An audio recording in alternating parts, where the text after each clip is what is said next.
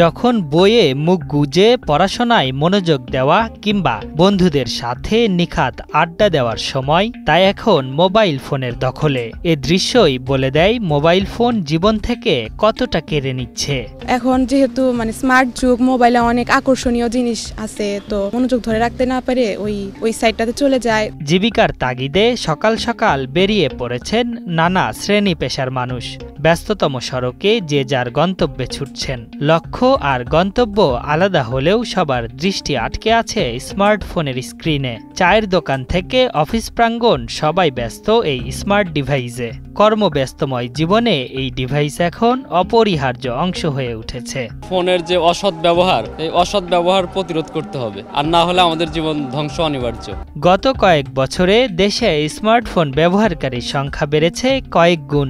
বিশেষ করে করোনাকালীন সময় থেকে শিক্ষার্থীদের মাঝে স্মার্টফোন ব্যবহারের হার বেড়েছে। প্রাপ্তবয়স্ক হওয়ার আগেই এই ডিভাইস হাতে পাচ্ছে তারা। নিজেদের মূল্যবান সময় ভার্চুয়াল মাধ্যমে নষ্ট করছে শিক্ষার্থীরা। কারণ স্মার্টফোনের যেরকম ভালোর দিক আছে, সেরকম কিন্তু খারাপের একটাও দিক আছে।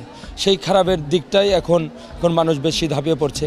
যেরকম ফেসবুক, মেসেঞ্জার, ইনস্টাগ্রাম এগুলো ব্যবহার করে মানুষ ভালোর দিকে ব্যবহার করার তুলনায় খারাপের দিকে এগিয়ে নিয়ে যাচ্ছে। আমাদের আসলে অপব্যবহারের থেকে ব্যবহারটা করা উচিত, তাহলে আমার মনে হয় একটু কন্ট্রোলে আনা যাবে। দেশের অন্যান্য অঞ্চলের মতো সিরাজগঞ্জেও বিভিন্ন স্কুল কলেজের শিক্ষার্থীদের মাঝে এই প্রবণতা বৃদ্ধি পেয়েছে। অভিভাবকরা বলছেন, সন্তানদের হাতে মোবাইল ফোন তুলে দিয়ে নিজেরাই ডেকে এনেছেন নিজেদের বিপদ। দরজা জানালা বন্ধ করে তারা ফোন নিয়েই মনে করতেছে আমরা পড়তেছি, আসলে পড়ে না। ওরা কি করে, ওই ফোন নিয়েই ওরা থাকে। স্মার্টফোনটা আদৌ ছেলে মেয়েদের হাতে তুলে দেওয়া ঠিক না। উপকারের চেয়ে অপকারিতাই বেশি হচ্ছে। এটা একটা নির্দিষ্ট টাইমে ফোনটা দিলে মনে হয় ভালো হয়। বর্তমান যুগে স্মার্টফোন গুরুত্বপূর্ণ হলেও এর অপব্যবহারই বেশি হচ্ছে।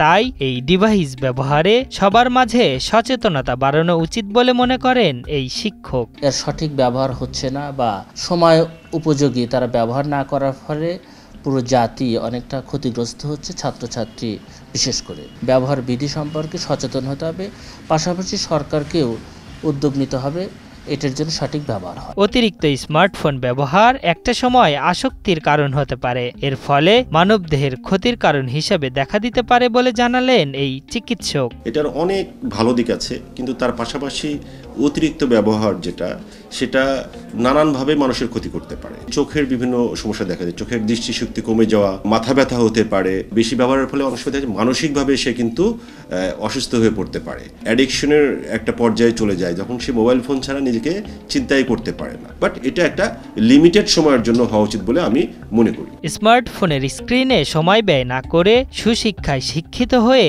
দেশ ও জাতি গঠনে শিক্ষার্থীরা ভূমিকা রাখবে, এমন প্রত্যাশা সবার। আশরাফুল ইসলাম, ৭১।